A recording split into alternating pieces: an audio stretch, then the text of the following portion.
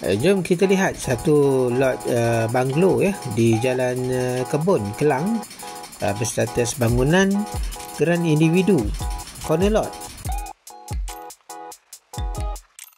Okey, ini pemandangan daripada atas. Keluasan tanah 13,993 kaki persegi boleh dipecahkan kepada 3 geran individu berstatus bangunan.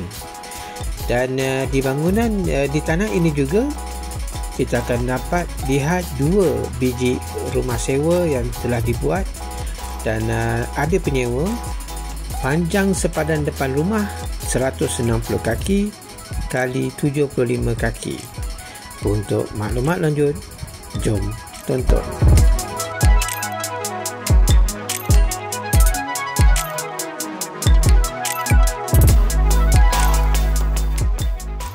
Kita lihat pula kedudukan tanah melalui street view. Inilah dia lot banglo corner lot yang untuk dijual. Sangat luas, tepi jalan, lengkap dengan kemudahan api air elektrik dan kedudukannya sangat-sangat strategik. Di seberang jalan kita boleh tengok ada kedai minimat dan jalan tar menghubungkan jalan ke rumah. Ini adalah 360 view dan kedudukan tanah sangat cantik, bebas banjir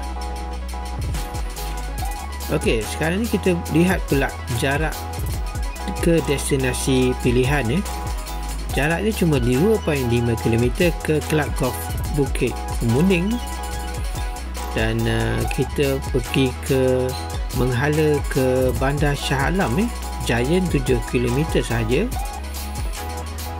Dan dalam perjalanan kita akan jumpa Aerobic 12 km, terus ke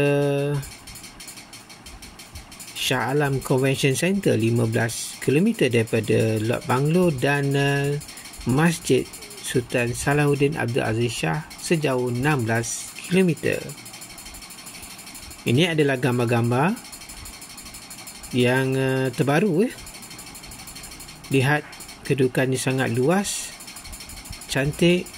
Ini adalah kedudukan rumah sewa, 2 biji rumah sewa. Di dalamnya ada terdapat 2 bilik tidur, ruang tamu, bilik air, dapur dan serba lengkap. Untuk maklumat lanjut, sila hubungi nombor di atas dan jangan lupa like dan subscribe. Kita jumpa lagi. Bye.